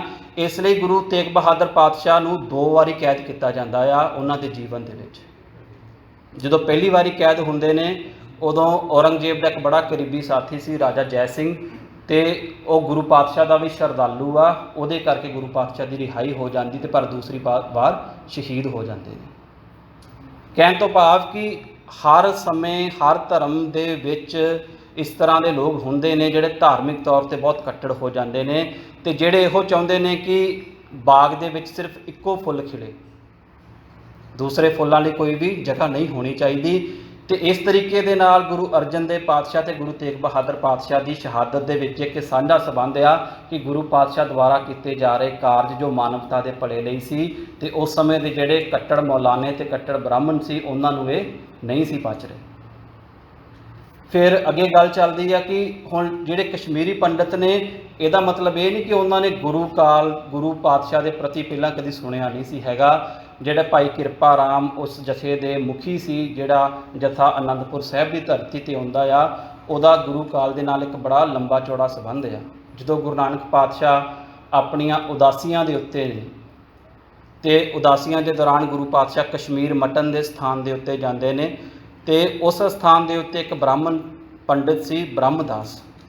ਜਦੋਂ ਉਹਨੂੰ ਪਤਾ ਲੱਗਦਾ ਕਿ ਇਸ ਤਰ੍ਹਾਂ ਦਾ ਗੁਰੂ ਆਇਆ ਜਿਹਨੇ ਪੁਰਾਣਿਕ ਰੀਤੀ ਰਿਵਾਜਾਂ ਤੋਂ ਵਿਪਰੀਤ ਜਾ ਕੇ ਕੋਈ ਇਸ ਤਰ੍ਹਾਂ ਦਾ ਪਹਿਰਾਵਾ ਧਾਰਨ ਕੀਤਾ ਜਿਹੜਾ ਹਿੰਦੂ ਰਸਮ ਰਿਵਾਜਾਂ ਦੇ ਬਿਲਕੁਲ ਉਲਟ ਹੈਗਾ, ਤੇ ਉਹ ਗੁਰੂ ਪਾਤਸ਼ਾਹ ਦੇ ਨਾਲ ਵਿਚਾਰ ਡਿਸਕਸ਼ਨ ਕਰਨ ਦੇ ਲਈ ਆਉਂਦਾ ਤੇ ਆਪਣੇ ਨਾਲ ਆਪਣੇ ਜਿਹੜੇ ਧਾਰਮਿਕ ਗ੍ਰੰਥ ਸੀ, ਪੁਰਾਣਿਕ ਪੋਥੀਆਂ, ਵੇਦ ਸ਼ਾਸਤਰ, ਉਹ ਸਾਰਾ ਕੁਝ ਲੈ ਕੇ ਆਉਂਦਾ ਆ। ਤੇ ਕਿ ਮੈਂ ਰੈਫਰੈਂਸ ਪੁਆਇੰਟ ਮੰਗਾਂਗਾ ਜਦੋਂ ਗੁਰੂ ਪਾਤਸ਼ਾਹ ਦੇ ਨਾਲ ਕੋਈ ਵਿਚਾਰ ਕਰਾਂਗਾ ਕਿ ਤੁਸੀਂ ਕਿਸ ਧਰਮ ਦੀ ਮਰਿਆਦਾ ਨੂੰ ਫੋਲੋ ਕਰ ਰਹੇ ਹੋ। ਪਰ ਉਸ ਨੂੰ ਇਹ ਨਹੀਂ ਸੀ ਪਤਾ ਕਿ ਗੁਰੂ ਪਾਤਸ਼ਾਹ ਸੱਚ ਦੀ ਬਾਣੀ ਨੂੰ ਪ੍ਰਚਾਰ ਰਹੇ ਨੇ, ਉਹਨਾਂ ਦਾ ਜਿਹੜਾ ਸੰਬੰਧ ਆ ਉਹ ਆਪ ਵਾਹਿਗੁਰੂ ਨਾਲ ਆ, ਉਹਨਾਂ ਨੂੰ ਕਿਸੇ ਧਾਰਮਿਕ ਗ੍ਰੰਥ ਦੀ ਲੋੜ ਨਹੀਂ ਹੈਗੀ। ਉਹਦਾ ਵਿਚਾਰ ਵਟਾਂਦਰਾ ਹੁੰਦਾ ਤੇ ਉਸ ਵਿਚਾਰ ਦੇ ਵਿੱਚ ਉਹ ਹਾਰਦਾ ਆ ਤੇ ਫਿਰ ਗੁਰੂ ਪਾਤਸ਼ਾਹ ਦੇ ਪੈਰਾਂ 'ਤੇ ਡਿੱਗਦਾ ਤੇ ਗੁਰੂ ਪਾਤਸ਼ਾਹ ਦਾ ਸ਼ਰਧਾਲੂ ਬਣ ਜਾਂਦਾ ਆ। ਤੇ ਭਾਈ ਜਿਹੜੇ ਕਿਰਪਾ ਰਾਮ ਨੇ ਉਸ ਬ੍ਰਹਮਦਾਸ ਦੀ ਕੁਲ ਦੇ ਵਿੱਚੋਂ ਹੈਗੇ ਨੇ ਤੇ ਇਹ ਜਿਹੜਾ ਨੇ ਡੈਲੀਗੇਸ਼ਨ ਲੈ ਕੇ ਆਉਂਦੇ ਨੇ, ਸਾਰੀ ਜਿਹੜੀ ਸਮੱਸਿਆ ਦੱਸਦੇ ਨੇ ਆ ਕੇ ਕਿ ਜਿਹੜਾ ਕਸ਼ਮੀਰ ਦਾ ਗਵਰਨਰ ਹੈਗਾ ਇਫਤਖਾਰ ਖਾਨ, ਉਹ ਬਹੁਤ ਜ਼ਿਆਦਾ ਤਸੱਦਦ ਕਰ ਰਿਹਾ ਤੇ ਇਸ ਸਮੇਂ ਜਿਹੜੇ ਕਸ਼ਮੀਰੀ ਬ੍ਰਾਹਮਣ ਨੇ ਉਹ ਬਹੁਤ ਡਰ ਦੇ ਵਿੱਚ ਨੇ। ਤੇ ਉਹਦਾ ਜਿਹੜਾ ਹੱਲ ਆ ਸਿੱਖ ਧਰਮ ਦੇ ਵਿੱਚ ਚੰਗੀ ਤਰ੍ਹਾਂ ਜਾਣਦੇ ਆ ਕਿ ਗੁਰੂ ਪਾਤਸ਼ਾਹ ਕਹਿੰਦੇ ਨੇ ਜਾਂ ਤੇ ਉਹਨਾਂ ਨਾਲ ਬੈਠ ਕੇ ਗੱਲਬਾਤ ਹੋ ਸਕਦੀ ਆ ਤੇ ਜਾਂ ਦੂਸਰਾ ਇਹਦਾ ਹੱਲ ਆ ਕਿ ਤੁਸੀਂ ਆਪਣੇ ਧਰਮ ਦੇ ਉੱਤੇ ਬਿਲਕੁਲ ਖੜੇ ਰਹੋ, ਡੋਲਣਾ ਨਹੀਂ, ਕਿਉਂਕਿ ਸੱਚ ਜ਼ਿਆਦਾ ਜ਼ਰੂਰੀ ਆ। ਇਹਦਾ ਮਤਲਬ ਇਹ ਨਹੀਂ ਕਿ ਗੁਰੂ ਪਾਤਸ਼ਾਹ ਨੂੰ ਧਰਮ ਪਰਿਵਰਤਨ ਦੇ ਵਿੱਚ ਕੋਈ ਸਮੱਸਿਆ ਆ। ਜੇ ਅਸੀਂ ਦੇਖੀਏ ਕਿ ਜਿਹਨਾਂ ਨੇ ਸਿੱਖੀ ਨੂੰ ਧਾਰਨ ਕੀਤਾ, ਉਹਨਾਂ ਦੀ ਬੈਕਗਰਾਉਂਡ ਵੀ ਜਾਂ ਇਸਲਾਮ ਦੇ ਵਿੱਚੋਂ ਆ ਤੇ ਜਾਂ ਹਿੰਦੂਆਂ ਦੇ ਵਿੱਚੋਂ ਆ, ਪਰ ਉਹ ਆਪਣੀ ਫ੍ਰੀ ਵਿਲ ਦੇ ਨਾਲ ਜਿਹੜਾ ਆ ਸਿੱਖੀ ਵਿੱਚ ਆਉਂਦੇ ਨੇ। ਉੱਥੇ ਕੋਈ ਜ਼ੋਰ ਦੀ ਜਿਹੜੀ ਆ ਉਹ ਵਰਤੋਂ ਨਹੀਂ ਕੀਤੀ ਜਾਂਦੀ, ਕਿਉਂਕਿ ਗੁਰਬਾਣੀ ਦੇ ਅਨੁਸਾਰ ਜ਼ੋਰ ਜਿਹੜਾ ਜ਼ੁਲਮ ਆ। ਕਬੀਰ ਜ਼ੋਰ ਕੀਆ ਸੋ ਜ਼ੁਲਮ ਹੈ, ਕਿ ਭਾਵੇਂ ਧਰਮ ਦੀ ਗੱਲ ਹੋਵੇ, ਜੇ ਧਰਮ ਦੇ ਵਿੱਚ ਵੀ ਜ਼ੋਰ ਆ ਜਾਏਗਾ ਤੇ ਉਹ ਜ਼ੁਲਮ ਬਣ ਜਾਂਦਾ ਆ। ਅਸੀਂ ਪੜ੍ਹਦੇ ਵੀ ਹਾਂ ਜਪਜੀ ਸਾਹਿਬ ਦੇ ਵਿੱਚ, ਜ਼ੋਰ ਨਾ ਜੁਗਤੀ ਛੁਟੇ ਸੰਸਾਰ, ਕਿ ਜ਼ੋਰ ਦੇ ਨਾਲ ਵੀ ਜਿਹੜੀ ਆ ਉਹ ਮੁਕਤੀ ਦੀ ਪ੍ਰਾਪਤੀ ਨਹੀਂ। ਇਹ ਸਹਿਜ ਦਾ ਮਾਰਗ ਹੈ, ਪ੍ਰੇਮ ਦਾ ਮਾਰਗ ਹੈ। ਤੇ ਹੱਲ ਇਹੋ ਹੀ ਆ ਕਿ ਜਾਂ ਤੇ ਆਪਣੇ ਧਰਮ ਦੇ ਵਿੱਚ ਤੁਸੀਂ ਖੜੇ ਰਹੋ, ਤੇ ਜਾਂ ਉਹਨਾਂ ਨੂੰ ਜਾ ਕੇ ਇਹ ਗੱਲ ਕਹਿ ਦਿਓ ਕਿ ਜੇ ਉਹ ਗੁਰੂ ਤੇਗ ਬਹਾਦਰ ਪਾਤਸ਼ਾਹ ਨੂੰ ਇਸਲਾਮ ਦੇ ਵਿੱਚ ਧਰਮ ਪਰਿਵਰਤਨ ਕਰ ਸਕਦੇ ਨੇ, ਤੇ ਜਿਹੜੇ ਕਸ਼ਮੀਰੀ ਬ੍ਰਾਹਮਣ ਨੇ ਉਹ ਵੀ ਆਪਣੇ ਆਪ ਹੀ ਜਿਹੜਾ ਹੈ ਧਰਮ ਪਰਿਵਰਤਨ ਕਰ ਲੈਣਗੇ। ਤੇ ਇਸ ਤੋਂ ਬਾਅਦ ਗੁਰੂ ਪਾਤਸ਼ਾਹ ਜਿਹੜੇ ਨੇ ਉਹ ਗੁਰਿਆਈ ਦੀ ਬਖਸ਼ਿਸ਼ ਕਰਕੇ ਗੁਰੂ ਗੋਬਿੰਦ ਸਿੰਘ ਪਾਤਸ਼ਾਹ ਨੂੰ, ਕਿਉਂਕਿ ਉਸ ਸਮੇਂ ਤੱਕ ਬਹੁਤ ਸਾਰੀਆਂ ਸ਼ਿਕਾਇਤਾਂ ਵੀ ਹੋ ਚੁੱਕੀਆਂ ਨੇ, ਤੇ ਜਿਹੜਾ ਸਮੇਂ ਦਾ ਬਾਦਸ਼ਾਹ ਹੈਗਾ ਆ ਉਹ ਉਸ ਸਮੇਂ ਹਸਨ ਅਬਦਾਲ ਸਾਈਡ ਜਿਹੜਾ ਕਾਬੁਲ ਦੇ ਵੱਲ ਉਸ ਜੰਗ ਦੇ ਵਿੱਚ ਲੱਗਾ ਹੋਇਆ ਆ। ਹੁਣ ਕਸ਼ਮੀਰੀ ਬ੍ਰਾਹਮਣਾਂ ਨੂੰ ਹੀ ਕਿਉਂ ਟਾਰਗੇਟ ਕੀਤਾ ਜਾ ਰਿਹਾ? ਉਸ ਸਮੇਂ ਦੇ ਵਿੱਚ ਬਹੁਤ ਸਾਰੇ ਜਿਹੜੇ ਸਿੱਖ ਵਿਦਵਾਨ ਨੇ ਉਹ ਕਾਰਨ ਦੱਸਦੇ ਨੇ ਕਿ ਜਿਹੜੇ ਕਸ਼ਮੀਰੀ ਬ੍ਰਾਹਮਣ ਸੀ ਉਹ ਬਹੁਤ ਲਾਇਕ ਸੀ, ਕਿਉਂਕਿ ਜੇ ਇੰਟੈਲੀਜੈਂਟ ਬੰਦੇ ਨੂੰ, ਇੱਕ ਇੰਟੈਲੀਜੈਂਟ ਕਮਿਊਨਿਟੀ ਨੂੰ ਧਰਮ ਪਰਿਵਰਤਨ ਕਰਵਾ ਦਿੱਤਾ ਜਾਏ ਤੇ ਆਮ ਲੋਕਾਂ ਨੂੰ ਬੜੀ ਆਸਾਨੀ ਦੇ ਨਾਲ ਫਿਰ ਆਪਣੇ ਧਰਮ ਦੇ ਵਿੱਚ ਲਿਆਇਆ ਜਾ ਸਕਦਾ। ਤੇ ਦੂਸਰਾ, ਜਿਹੜੀ ਕਸ਼ਮੀਰ ਦੀ ਭੂਗੋਲਿਕ ਸਥਿਤੀ ਹੈਗੀ ਆ, ਇਹ ਅਫਗਾਨਿਸਤਾਨ ਦੇ ਕੋਲ ਸੀ। ਜੇ ਕੋਈ ਬਗਾਵਤ ਹੁੰਦੀ ਆ ਤੇ ਜਹਾਦ ਦੇ ਨਾਮ ਹੇਠਾਂ ਇਹਨਾਂ ਨੂੰ ਦਬਾਉਣਾ ਬਹੁਤ ਜਲਦੀ ਹੋਏਗਾ, ਤੇ ਜੇ ਉਸ ਪਾਸੇ ਇਹਨਾਂ ਨੂੰ ਕਾਮਯਾਬੀ ਮਿਲਦੀ ਆ ਤੇ ਉਸ ਦੇ ਨਾਲ ਹੀ ਫਿਰ ਦੂਸਰੇ ਜਿਹੜੇ ਉਸ ਦੀਆਂ ਜਿਹੜੀਆਂ ਬਾਉਂਡਰੀਜ਼ ਕੰਟਰੀਜ਼ ਹੈਗੀਆਂ ਨੇ, ਜਿਹੜੀਆਂ ਨਾਲ ਦੀਆਂ ਦੇਸ਼ ਨੇ, ਉਹਨਾਂ ਦੇ ਵਿੱਚ ਵੀ ਧਰਮ ਨੂੰ, ਇਸਲਾਮ ਨੂੰ ਫੈਲਾਉਣਾ ਈਜ਼ੀ ਹੋ ਜਾਏਗਾ। ਇਸ ਤਰ੍ਹਾਂ ਦੀ ਜਿਹੜੀ ਵਿਚਾਰਧਾਰਾ ਹੈਗੀ ਆ, ਉਸ ਦੇ ਤਹਿਤ ਉਹਨਾਂ ਨੇ ਕਸ਼ਮੀਰੀ ਜਿਹੜੇ ਪੰਡਤ ਸੀ ਉਹਨਾਂ ਨੂੰ ਟਾਰਗੇਟ ਕੀਤਾ। ਗੁਰੂ ਪਾਤਸ਼ਾਹ ਅਨੰਦਪੁਰ ਸਾਹਿਬ ਛੱਡਦੇ ਨੇ ਤੇ ਰੋਪੜ ਦੇ ਕੋਲ ਆ ਕੇ ਮਲਕਪੁਰ ਰੰਗੜਾ ਨਾਂ ਦਾ ਇੱਕ ਸਥਾਨ ਸੀ, ਜਿੱਥੇ ਗੁਰੂ ਪਾਤਸ਼ਾਹ ਨੂੰ ਤੇ ਤਿੰਨਾਂ ਗੁਰਸਿੱਖਾਂ ਨੂੰ ਜਿਹੜਾ ਰੋਪੜ ਦਾ ਕੋਤਵਾਲ ਹੈਗਾ ਆ ਉਹਦੇ ਦੁਆਰਾ ਕੈਦ ਫੜ ਲਿਆ ਜਾਂਦਾ। ਤੇ ਉਸ ਤੋਂ ਬਾਅਦ ਫਤਿਹਗੜ੍ਹ ਸਾਹਿਬ ਸਰਹੰਦ, ਜੋ ਧਰਤੀ ਜਿੱਥੇ ਛੋਟੇ ਸਾਹਿਬਜ਼ਾਦਿਆਂ ਨੂੰ ਸ਼ਹੀਦ ਕੀਤਾ ਗਿਆ ਸੀ, ਉੱਥੇ ਇੱਕ ਬਿਲਕੁਲ ਨਾਲ ਇੱਕ ਪਿੰਡ ਹੈਗਾ ਬੱਸੀ ਪਠਾਣਾ, ਜਿੱਥੇ ਅੱਜ ਫਤਿਹਗੜ੍ਹ ਜ਼ਿਲ੍ਹਾ, ਫਤਿਹਗੜ੍ਹ ਸਾਹਿਬ ਜ਼ਿਲ੍ਹਾ ਬਣਿਆ ਹੋਇਆ ਪੰਜਾਬ ਦੇ ਵਿੱਚ। ਸਰਹੰਦ ਦਾ ਨਾਮ ਬਦਲ ਕੇ ਫਤਿਹਗੜ੍ਹ ਸਾਹਿਬ ਕਰ ਦਿੱਤਾ ਸੀ, ਇਹ ਸਾਰਿਆਂ ਨੂੰ ਪਤਾ ਹੋਏਗਾ। ਤੇ ਉਸੇ ਬੱਸੀ ਪਠਾਣਾ ਦੀ ਜੇਲ੍ਹ ਦੀ ਪੁਰਾਣੀ ਤਸਵੀਰ ਤੁਸੀਂ ਦੇਖ ਸਕਦੇ ਹੋ। ਇਸ ਕੋਠੜੀ ਦੇ ਵਿੱਚ ਗੁਰੂ ਪਾਤਸ਼ਾਹ ਨੂੰ ਤੇ ਗੁਰਸਿੱਖਾਂ ਨੂੰ ਜਿਹੜੇ ਨਾਲ ਸੀ ਉਹਨਾਂ ਨੂੰ ਕੈਦ ਕਰ ਦਿੱਤਾ ਜਾਂਦਾ, ਤੇ 3-4 ਮਹੀਨੇ ਤੱਕ ਕੈਦ ਰੱਖਿਆ ਜਾਂਦਾ, ਕਿਉਂਕਿ ਉਹਨਾਂ ਨੂੰ ਬਾਦਸ਼ਾਹ ਦਾ ਜਿਹੜਾ ਅਗਲਾ ਹੁਕਮ ਸੀ ਉਸ ਹੁਕਮ ਦੀ ਤਾਮੀਲ ਕਰਨੀ ਸੀ ਕਿ ਔਰੰਗਜ਼ੇਬ ਉਸ ਸਮੇਂ ਦਿੱਲੀ ਨਹੀਂ ਹੈਗਾ, ਉਹ ਹਸਨ ਅਬਦਾਲ ਬੈਠਾ ਹੈਗਾ। ਤੇ ਜਦੋਂ ਔਰੰਗਜ਼ੇਬ ਦਾ ਹੁਕਮ ਆਉਂਦਾ ਕਿ ਸਾਰਿਆਂ ਨੂੰ, ਗੁਰੂ ਪਾਤਸ਼ਾਹ ਨੂੰ ਤੇ ਜਿਹੜੇ ਸਿੱਖ ਨੇ ਗੁਰੂ ਦੇ, ਉਹਨਾਂ ਨੂੰ ਦਿੱਲੀ ਭੇਜ ਦਿੱਤਾ ਜਾਏ, ਤੇ ਉੱਥੇ ਜੋ ਵੀ ਜਿਹੜਾ ਇਹਦਾ ਫਾਈਨਲ ਹੁਕਮ ਹੋਏਗਾ ਉਸ ਦੇ ਜਿਹੜਾ ਮੁਤਾਬਿਕ ਗੁਰੂ ਪਾਤਸ਼ਾਹ ਨਾਲ ਵਰਤਿਆ ਜਾਏ। ਤੇ ਇਸ ਤੋਂ ਬਾਅਦ ਗੁਰੂ ਪਾਤਸ਼ਾਹ ਨੂੰ ਇੱਕ ਪਿੰਜਰੇ ਦੇ ਵਿੱਚ ਕੈਦ ਕਰਕੇ ਦਿੱਲੀ ਭੇਜ ਦਿੱਤਾ ਜਾਂਦਾ ਹੈ।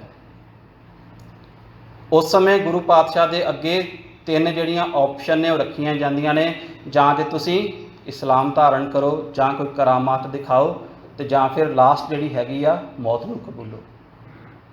ਹੁਣ ਕਰਾਮਾਤ ਵਿਖਾਉਣ ਦੀ ਜਿਹੜੀ ਗੱਲ ਆ, ਇਹ ਕੋਈ ਨਵਾਂ ਵਰਤਾਰਾ ਨਹੀਂ ਸੀ ਹੈਗਾ। ਆਪਾਂ ਨੂੰ ਵੀ ਯਾਦ ਹੋਏ ਕਿ ਗੁਰੂ ਪਾਤਸ਼ਾਹ ਦਾ ਇੱਕ ਪੁੱਤਰ ਰਾਮ ਰਾਏ, ਇੱਕ ਦਫਾ ਉਹ ਵੀ ਔਰੰਗਜ਼ੇਬ ਦੇ ਦਰਬਾਰ ਵਿੱਚ ਜਾਂਦਾ ਆ, ਤੇ ਜਿਸ ਨੇ ਔਰੰਗਜ਼ੇਬ ਦੇ ਪ੍ਰਭਾਵ ਹੇਠ ਆ ਕੇ ਬਹੁਤ ਸਾਰੀਆਂ ਕਰਾਮਾਤਾਂ ਦਿਖਾਈਆਂ ਸੀ, ਤੇ ਗੁਰਬਾਣੀ ਦੀ ਇੱਕ ਪੰਕਤੀ ਦੀ ਮਿੱਟੀ ਮੁਸਲਮਾਨ ਕੀ ਪੇੜੇ ਪਈ ਘੁਮਿਆਰ ਨੂੰ ਬਦਲ ਦਿੱਤਾ ਸੀ। ਮੁਸਲਮਾਨ ਦੀ ਤਾਂ ਉਸਨੇ ਬੇਈਮਾਨ ਕਰ ਦਿੱਤਾ ਸੀ, ਜਿਸ ਕਰਕੇ ਗੁਰੂ ਪਾਤਸ਼ਾਹ ਨੇ ਉਸ ਦੇ ਨਾਲੋਂ ਆਪਣਾ ਨਾਤਾ ਤੋੜ ਲਿਆ ਸੀ, ਉਸ ਨੂੰ ਸਿੱਖ ਪੰਥ ਦੇ ਵਿੱਚੋਂ ਛੇਕ ਦਿੱਤਾ ਸੀ, ਜਿਸ ਦੇ ਨਾਂ ਦੇ ਉੱਤੇ ਅੱਜ ਦੇਹਰਾਦੂਨ ਇੱਕ ਉੱਤਰਾਖੰਡ ਦੇ ਵਿੱਚ ਸ਼ਹਿਰ ਹੈਗਾ ਵਸਿਆ ਹੋਇਆ ਹੈ।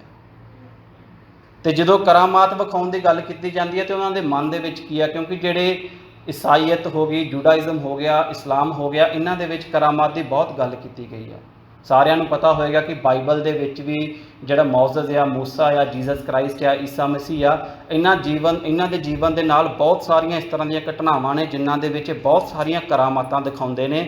ਕਹਿਣ ਤੋਂ ਭਾਵ ਕਿ ਉਹਨਾਂ ਲੋਕਾਂ ਦਾ ਇੱਕ ਵਿਸ਼ਵਾਸ ਆ ਕਿ ਜਿਹੜਾ ਕੋਈ ਵੀ ਪੈਗੰਬਰ ਜਾਂ ਗੁਰੂ ਹੈਗਾ ਆ, ਉਹਦੇ ਵਿੱਚ ਰੱਬੀ ਸ਼ਕਤੀਆਂ ਹੁੰਦੀਆਂ ਨੇ, ਜਿਨ੍ਹਾਂ ਸ਼ਕਤੀਆਂ ਨੂੰ ਉਹ ਵਰਤ ਕੇ ਤੇ ਕੁਝ ਵੀ ਕਰ ਸਕਦਾ ਆ। ਉਹ ਮੋਇਆਂ ਨੂੰ ਜਿਉਂਦਾ ਵੀ ਕਰ ਸਕਦਾ ਆ, ਉਹ ਕਿਸੇ ਬਿਮਾਰ ਨੂੰ ਠੀਕ ਵੀ ਕਰ ਸਕਦਾ ਆ, पर इत्थे जिहड़े करामात शब्द गुरबाणी च वरत्या पर किसी दूसरे संदर्भ दे विच वरत्या। असीं मिरेकल दे कॉन्टैक्सट विच गल कर रहे हैं इत्थे, ते गुरु पातशाह दे घर दे विच ये करामात कह रहा इस तरह दे कोई वरतारे वरताउने, तो इस करके गुरु पातशाह इस नूं बिल्कुल नकार दिंदे ने कि करामात नहीं, ये करामात कहर दा नाम है। कहण तो भाव कि वह गुरु पातशाह की अजमत नूं चैक करना चाहुंदे ने कि जे तुसीं वाकई पैगंबर हैगे हो तो तुहाडे अंदर कोई रब्बी शक्ति होनी चाहिए आ। तो जो हज़रत मुहम्मद साहब इस्लाम का जिहड़ा प्रचार कर रहे सी, तो उन्हां दे सामने भी ये बड़ा वड्डा प्रश्न रखा जाता सी, क्योंकि उन्हां दा बहुत वड्डे लैवल ते विरोध करते हैं उस समय के लोग।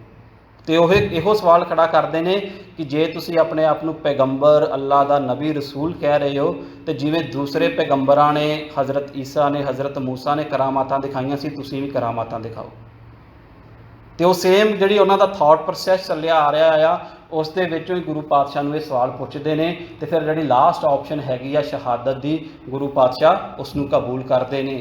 तो गुरु पातशाह तो पहला उन्हां दीयां अखां सामने उन्हां दे जिहड़े 3 सिख सी उन्हां नूं शहीद किया जाता। भाई सतीदास नूं रूह दे विच लपेट के उन्हां नूं जींदे जी अग ला दित्ती जाती है। भाई दयाला जी नूं उबलदी देग दे विच उबालिया जाता, तो भाई मती दास जी नूं आरे दे नाल चीरिया जाता है।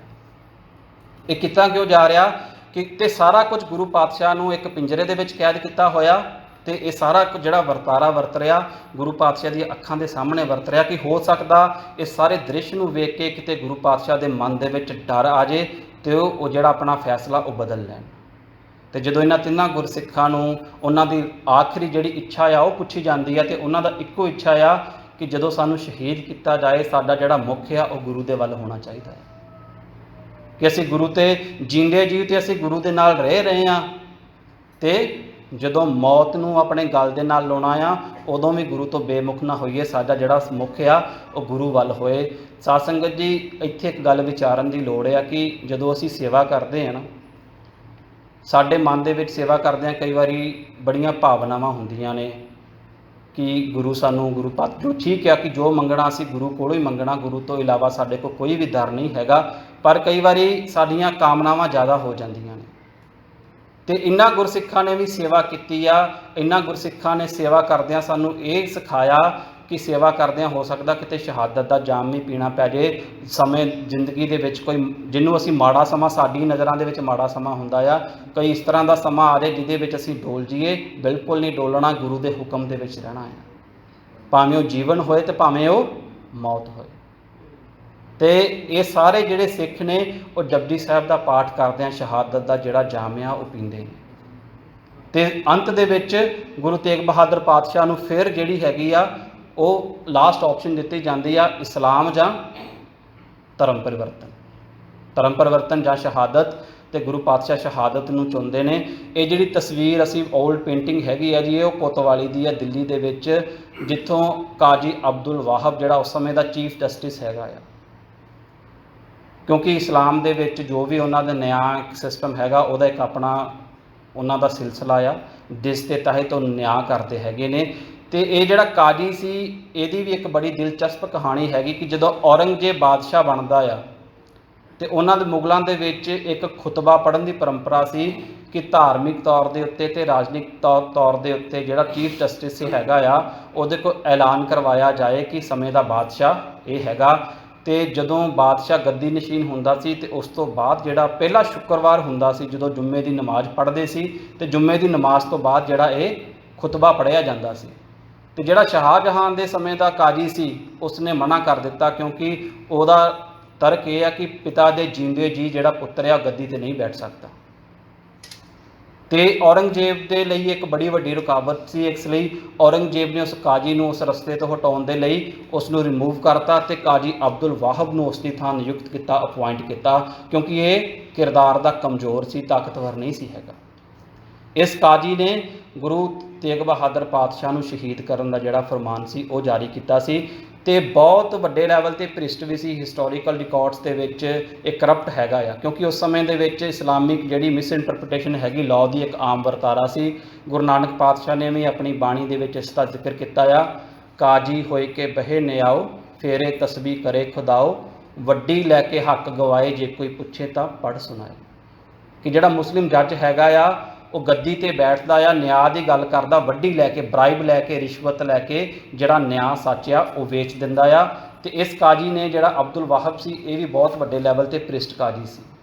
ਇਸ ਨੇ ਗੁਰੂ ਪਾਤਸ਼ਾਹ ਨੂੰ ਸ਼ਹੀਦ ਕਰਨ ਦਾ ਫਰਮਾਨ ਦਿੱਤਾ ਤੇ 1675 ਈਸਵੀ ਨੂੰ ਗੁਰੂ ਪਾਤਸ਼ਾਹ ਦੀ ਸ਼ਹਾਦਤ ਹੁੰਦੀ ਆ, ਜਿਸ ਦੇ ਬਾਰੇ ਗੁਰੂ ਗੋਬਿੰਦ ਸਿੰਘ ਪਾਤਸ਼ਾਹ ਨੇ ਦਸਮ ਗ੍ਰੰਥ ਦੇ ਵਿੱਚ ਲਿਖਿਆ ਆ, ਧਰਮ ਹੇਤ ਸਾਕਾ ਜਿਨ ਕੀਆ ਸੀਸ ਦਿਆ ਪਰ ਸਿਰਰ ਨਾ ਦੀਆ। ਕਿ ਧਰਮ ਦੇ ਹੇਤ, ਧਰਮ ਦੀ ਰੱਖਿਆ ਦੇ ਲਈ, ਰਿਲੀਜੀਅਸ ਫਰੀडम ਦੇ ਲਈ ਗੁਰੂ ਪਾਤਸ਼ਾਹ ਨੇ ਜਿਹੜੀ ਆਪਣੀ ਸ਼ਹਾਦਤ ਦੇ ਦਿੱਤੀ ਆ। ਹੁਣ ਇੱਥੇ ਆ ਕਿ ਸਿੱਖੀ ਦੇ ਵਿੱਚ ਸੱਚ ਦੀ ਗੱਲ ਸ਼ੁਰੂ ਹੁੰਦੀ, ਸਤਨਾਮ, ਅਸੀਂ ਆਦ ਸੱਚ ਜੁਗਾਦ ਸੱਚ ਦੀ ਗੱਲ ਵੀ ਕਰਦੇ ਹਾਂ। ਤੇ ਅਸੀਂ ਆਮ ਜੀਵਨ ਵਿੱਚ ਕਹਿੰਦੇ ਹਾਂ ਕਿ ਸੱਚ ਬੋਲਣਾ ਬਹੁਤ ਜ਼ਰੂਰੀ ਆ। ਗੁਰੂ ਪਾਤਸ਼ਾਹ ਨੇ ਸਿੱਖੀ ਦੇ ਵਿੱਚ ਜਿਹੜੀ ਸਭ ਤੋਂ ਖੂਬਸੂਰਤ ਗੱਲ ਕੀਤੀ ਆ, ਇਕੱਲਾ ਸੱਚ ਬੋਲਣਾ ਜ਼ਰੂਰੀ ਨਹੀਂ ਹੈਗਾ, ਸੱਚ ਨੂੰ ਸਮੇਂ ਸਿਰ ਬੋਲਣਾ ਵੀ ਜ਼ਰੂਰੀ ਹੈ। ਸੱਚ ਕੀ ਬਾਣੀ ਨਾਨਕ ਆਖੇ, ਸੱਚ ਸੁਣਾਏ ਸੀ ਸੱਚ ਕੀ ਵੇਲਾ। ਕਿ ਇਕੱਲਾ ਸੱਚ ਨਹੀਂ ਬੋਲਣਾ, ਸੱਚ ਨੂੰ ਸਮੇਂ ਸਿਰ ਬੋਲਣਾ ਆ ਤੇ ਸੱਚ ਨੂੰ ਜਿਉਣਾ ਜੀਵਨ ਦੇ ਵਿੱਚ। ਤੇ ਜੇ ਜੀਵਨ ਜਿਉਂਦੇ ਆ ਸੱਚ ਦੇ ਉੱਤੇ ਆਪਣੇ ਪ੍ਰਾਣਾਂ ਦੀ ਆਹੂਤੀ ਵੀ ਦੇਣੀ ਪੈ ਜੇ ਤੇ ਉਸ ਤੋਂ ਪਿੱਛੇ ਨਹੀਂ ਹਟਣਾ। ਸੀਸ ਦਿਆ ਪਰ ਸਿਰਰ ਨਾ ਦਿਆ, ਕਹਿਣ ਤੋਂ ਭਾਵ ਕਿ ਜਿੱਥੇ ਸੱਚ ਦੀ ਗੱਲ ਆ ਜਾਏਗੀ ਉੱਥੇ ਜੀਵਨ ਵੀ ਛੋਟਾ ਆ। ਜੀਵਨ ਦੇਣਾ ਠੀਕ ਹੈ ਪਰ ਸੱਚ ਦੇ ਨਾਲ ਕੰਪਰੋਮਾਈਜ਼ ਨਹੀਂ ਕਰਨਾ। ਇਹ ਸਾਰੀ ਜਿਹੜੀ ਸਿੱਖ ਧਰਮ ਦਾ ਇਤਿਹਾਸ ਹੈਗਾ ਆ, ਇਸ ਸੱਚ ਦੇ ਉੱਤੇ ਟਿਕਿਆ ਹੋਇਆ ਆ। ਤੇ ਅੱਜ ਇੱਕ ਆਮ ਗੱਲ ਕੀਤੀ ਜਾਂਦੀ ਹੈ ਕਿ ਸੰਸਾਰ ਦੇ ਵਿੱਚ ਜਦੋਂ ਕੋਈ ਵੀ ਕੁਝ ਘਟਨਾ ਵਾਪਰਦੀ ਤੇ ਸਿੱਖਾਂ ਨੂੰ ਬੜੀ ਪੀੜ ਹੁੰਦੀ ਹੈ। ਆਮ ਅਸੀਂ ਸ਼ਬਦ ਸੁਣਨ ਨੂੰ ਮਿਲਦਾ ਹੈ ਕਿ ਸਿੱਖਾਂ ਨੂੰ ਕਿਉਂ ਤਕਲੀਫ ਹੁੰਦੀ ਆ, ਬਾਕੀ ਤੇ ਸਾਰੇ ਚੁੱਪ ਕਰਕੇ ਬੈਠੇ ਆ। ਇਸ ਦੇ ਪਿੱਛੇ ਵਿਚਾਰਧਾਰਾ ਸਾਧ ਸੰਗਤ ਜੀ ਇਹ ਆ ਕਿ ਜਦੋਂ ਗੁਰੂ ਨਾਨਕ ਪਾਤਸ਼ਾਹ ਨੇ ਇਸ ਧਰਮ ਦੀ ਨੀਂਹ ਰੱਖੀ ਸੀ ਤੇ ਉਸ ਸਮੇਂ ਜੋ ਕੁਝ ਵੀ ਵਾਪਰਦਾ ਆ, ਬਾਬਰ ਹਮਲਾ ਕਰਦਾ ਹੈ ਤੇ ਗੁਰੂ ਨਾਨਕ ਪਾਤਸ਼ਾਹ ਨੇ ਉਸ ਤੇ ਹਮਲੇ ਨੂੰ ਨਕਾਰਿਆ ਸੀ। ਪਾਪ ਕੀ ਜੰਜ ਲੈ ਕਾਬਲੋਂ ਧਾਇਆ, ਜੋਰੀ ਮੰਗੇ ਦਾਨ ਵੇਲਾ। ਕਿ ਗੁਰੂ ਪਾਤਸ਼ਾਹ ਦੀ ਵਿਚਾਰਧਾਰਾ ਦੇ ਵਿੱਚ ਉਹ ਬੀਜ ਨੇ ਜਿਹੜੇ ਗਲਤ ਨੂੰ ਗਲਤ ਕਹਿਣ ਦੀ ਹਿੰਮਤ ਰੱਖਦੇ ਨੇ, ਸੱਚ ਦੇ ਨਾਲ ਕੰਪਰੋਮਾਈਜ਼ ਨਹੀਂ ਕਰਦੇ। ਤੇ ਧਰਮ ਦੇ ਖਾਤਰ ਗੁਰੂ ਪਾਤਸ਼ਾਹ ਨੇ ਜਿਹੜਾ ਆਪਣਾ ਸੀਸ ਸੀ ਉਹ ਕੁਰਬਾਨ ਕੀਤਾ। ਤੇ ਉਸ ਤੋਂ ਬਾਅਦ ਜਿਹੜਾ ਵਰਤਾਰਾ ਵਰਤਦਾ ਆ, ਕਿਉਂਕਿ ਸੀਸ ਦਾ ਸੰਸਕਾਰ ਵੀ ਕਰਨਾ ਆ, ਧੜ ਦਾ ਸੰਸਕਾਰ ਵੀ ਕਰਨਾ ਆ। ਜਿੱਥੇ ਸ਼ਹੀਦ ਕੀਤਾ ਜਾਂਦਾ ਆ ਉੱਥੇ ਵੀ ਗੁਰਦੁਆਰਾ ਸਾਹਿਬ ਆ। ਤੇ ਭਾਈ ਜੈਤਾ ਜੀ ਗੁਰੂ ਪਾਤਸ਼ਾਹ ਦਾ ਜਿਹੜਾ ਸੀਸ ਆ ਉਹ ਲੈ ਕੇ ਅਨੰਦਪੁਰ ਸਾਹਿਬ ਤੋਂ ਆਉਂਦੇ ਨੇ। ਉੱਥੇ ਗੁਰੂ ਗੋਬਿੰਦ ਸਿੰਘ ਪਾਤਸ਼ਾਹ ਦੁਆਰਾ, ਮਾਤਾ ਗੁਜਰੀ ਦੁਆਰਾ, ਮਾਤਾ ਨਾਨਕੀ ਦੁਆਰਾ ਤੇ ਸੰਗਤਾਂ ਦੁਆਰਾ ਗੁਰੂ ਪਾਤਸ਼ਾਹ ਦਾ ਜਿਹੜਾ ਸੀਸ ਆ ਉਹਨੂੰ ਅੱਗੋਂ ਜਾ ਕੇ ਪ੍ਰਾਪਤ ਕੀਤਾ ਜਾਂਦਾ ਆ। ਧੜ ਦਾ ਜਿਹੜਾ ਸੰਸਕਾਰ ਹੈਗਾ ਭਾਈ ਲੱਖੀ ਸ਼ਾਹ ਲੁਬਾਣਾ ਜੀ ਦੁਆਰਾ ਕੀਤਾ ਜਾਂਦਾ ਆ। ਤੇ ਉਸ ਜਗ੍ਹਾ ਦੇ ਉੱਤੇ ਆ ਤਿੰਨੇ ਜਿਹੜੇ ਗੁਰਦੁਆਰੇ ਨੇ ਸਬਾਈਮਾਨ ਨੇ, ਜਿੱਥੇ ਗੁਰੂ ਪਾਤਸ਼ਾਹ ਨੂੰ ਸ਼ਹੀਦ ਕੀਤਾ ਜਾਂਦਾ। ਇੱਕ ਪਿੱਪਲ ਦੇ ਹੇਠਾਂ, ਉੱਥੇ ਇੱਕ ਪਿੱਪਲ ਹੁੰਦਾ ਸੀ, ਕਿਉਂਕਿ ਜਿਸ ਦਿਨ ਗੁਰੂ ਪਾਤਸ਼ਾਹ ਦੀ ਸ਼ਹਾਦਤ ਹੁੰਦੀ ਆ, ਪਹਿਲਾਂ ਗੁਰੂ ਪਾਤਸ਼ਾਹ ਇਸ਼ਨਾਨ ਕਰਦੇ ਨੇ। ਇਸ਼ਨਾਨ ਕਰਨ ਤੋਂ ਬਾਅਦ ਫਿਰ ਜਪਜੀ ਸਾਹਿਬ ਦਾ ਪਾਠ ਹੁੰਦਾ ਤੇ ਜਪਜੀ ਸਾਹਿਬ ਦੇ ਪਾਠ ਤੋਂ ਬਾਅਦ ਸ਼ਹਾਦਤ ਹੁੰਦੀ ਆ।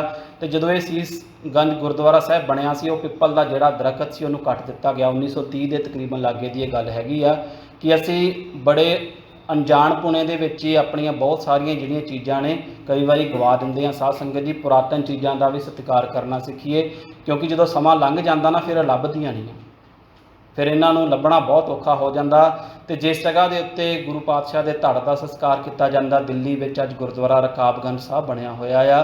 ਤੇ ਜਿੱਥੇ ਗੁਰੂ ਪਾਤਸ਼ਾਹ ਦੇ ਸੀਸ ਦਾ ਸੰਸਕਾਰ ਕੀਤਾ ਗਿਆ ਅਨੰਦਪੁਰ ਸਾਹਿਬ ਦੀ ਧਰਤੀ ਦੇ ਉੱਤੇ, ਉੱਥੇ ਦੂਸਰਾ ਗੁਰਦੁਆਰਾ ਸੀਸਗੰਜ ਜਿਹੜਾ ਗੁਰਦੁਆਰਾ ਸੀਸਗੰਜ ਆ ਉਹ ਬਣਿਆ ਹੋਇਆ ਹੈ। ਤੇ ਹੁਣ ਗੁਰੂ ਪਾਤਸ਼ਾਹ ਦੀ ਸ਼ਹਾਦਤ ਦੇ ਵਿੱਚੋਂ ਸਾਨੂੰ ਮਿਲਦਾ ਕੀ ਆ ਕਿ ਜ਼ਿੰਦਗੀ ਨੂੰ ਨਿਰਭਉ ਹੋ ਕੇ ਜੀਣਾ। ਗੁਰੂ ਪਾਤਸ਼ਾਹ ਦੀ ਵਿਚਾਰਧਾਰਾ ਆ, ਭੈ ਕਾਹੂ ਕੋ ਦੇਤ ਨਹਿ, ਨਹਿ ਭੈ ਮਾਨਤ ਆਣ, ਕਹੋ ਨਾਨਕ ਸੁਨ ਰੇ ਮਨਾ, ਗਿਆਨੀ ਤਾਹੇ ਬਖਾਨ। ਕਿ ਗਿਆਨ ਦੀ ਜਿਹੜੀ ਸੀਮਾ ਆ, ਅਸਲ ਦੇ ਵਿੱਚ ਗਿਆਨ ਉਹ ਆ ਜਿਹੜਾ ਸਾਨੂੰ ਡਰ ਤੋਂ ਮੁਕਤ ਕਰਦੇ। ਇਸ ਲਈ ਗੁਰਬਾਣੀ ਦੇ ਵਿੱਚ ਮੂਲ ਮੰਤਰ ਦੇ ਵਿੱਚ ਜਿਹੜਾ ਪਰਮਾਤਮਾ ਦਾ ਗੁਣ ਆ, ਗੁਰੂ ਪਾਤਸ਼ਾਹ ਨੇ ਨਿਰਭਉ ਲਿਖਿਆ। ਨਿਰਭਉ ਜਪੇ ਸਗਲ ਭਉ ਮਿਟੇ। ਅਸੀਂ ਸੁਖਮਨੀ ਸਾਹਿਬ ਦੇ ਵਿੱਚ ਵੀ ਪੜ੍ਹਦੇ ਹਾਂ, ਪ੍ਰਭ ਕੇ ਸਿਮਰਨ, ਜਿਹੜਾ ਡਰ ਆ ਉਹ ਖਤਮ ਹੋ ਜਾਂਦਾ ਸਾਡੇ ਮਨ ਦੇ ਵਿੱਚੋਂ। ਤੇ ਜ਼ਿੰਦਗੀ ਨੂੰ ਜਿਉਣਾ ਕਿਸ ਤਰ੍ਹਾਂ ਆ, ਤੇ ਇਹ ਕਿਉਂਕਿ ਆਰਟ ਆਫ ਲਾਈਫ ਦੀ ਗੱਲ ਕੀਤੀ ਜਾਂਦੀ ਆ ਆਮ ਅੱਜ ਦੁਨੀਆ ਦੇ ਵਿੱਚ। ਗੁਰੂ ਪਾਤਸ਼ਾਹ ਨੇ ਜਿੱਥੇ ਸਾਨੂੰ ਆਰਟ ਆਫ ਲਾਈਫ ਸਿਖਾਈ ਆ, ਉੱਥੇ ਆਰਟ ਆਫ ਡਾਈਂਗ ਵੀ ਸਿਖਾਈ ਆ। ਆਰਟ ਆਫ ਲਿਵਿੰਗ ਨਹੀਂ ਇਕੱਲੀ ਹੈਗੀ। ਤੇ ਇਸ ਕਰਕੇ ਸਿੱਖੀ ਦੇ ਵਿੱਚ ਜਿਹੜੀ ਸਭ ਤੋਂ ਪਹਿਲੀ ਸ਼ਰਤ ਆ, ਪਹਿਲਾ ਮਰਨ ਕਬੂਲ, ਜੀਵਨ ਕੀ ਛੱਡ ਆਸ। ਕਿ ਇਸ ਮਾਰਗ ਤੇ ਆਉਣਾ ਆ ਤੇ ਜ਼ਿੰਦਗੀ ਦੇ ਸੱਚ ਨੂੰ ਮੰਨ ਕੇ ਆਈਏ ਕਿ ਇੱਕ ਨਾ ਇੱਕ ਦਿਨ ਸਾਡਾ ਜਿਹੜੀ ਮੌਤ ਆ ਜ਼ਰੂਰ ਹੋਣੀ ਆ। ਸਾਧ ਸੰਗਤ ਜੀ, ਇਹ ਸਾਰੀਆਂ ਚੀਜ਼ਾਂ ਦੇ ਪਿੱਛੇ ਇੱਕੋ ਚੀਜ਼ ਵਰਤਦੀ ਆ ਕਿ ਸੱਚ ਲਈ ਜੀਣਾ, ਸੱਚ ਲਈ ਮਰਨਾ। ਜ਼ਿੰਦਗੀ ਦੇ ਵਿੱਚ ਇਕੱਲਾ ਸੱਚ ਬੋਲਣਾ ਨਹੀਂ ਹੈਗਾ, ਸੱਚ ਨੂੰ ਸਮੇਂ ਸਿਰ ਬੋਲਣਾ ਤੇ ਸੱਚ ਦੇ ਨਾਲ ਕੋਈ ਵੀ ਸਮਝੌਤਾ ਨਹੀਂ ਕਰਨਾ। ਇਹ ਸਾਰੀ ਗੁਰੂ ਪਾਤਸ਼ਾਹ ਦੇ ਜੀਵਨ ਤੋਂ, ਉਹਨਾਂ ਦੀ ਸ਼ਹਾਦਤ ਤੋਂ ਸਾਨੂੰ ਸਿੱਖਣ ਨੂੰ ਮਿਲਦੀ ਆ। ਤੇ ਇਹ ਬਹੁਤ ਵੱਡਾ ਕੰਮ, ਇੱਕ ਕਹਿ ਲਓ ਕਿ ਬੜੀ ਵੱਡੀ ਤਾਕਤ ਆ। ਇਹ ਉਹੀ ਬੰਦਾ ਕਰ ਸਕਦਾ ਜਿਹਦੇ ਅੰਦਰ ਸੱਚ ਵਰਤ ਰਿਹਾ, ਆਮ ਮਨੁੱਖ ਨਹੀਂ ਕਰੂਗਾ।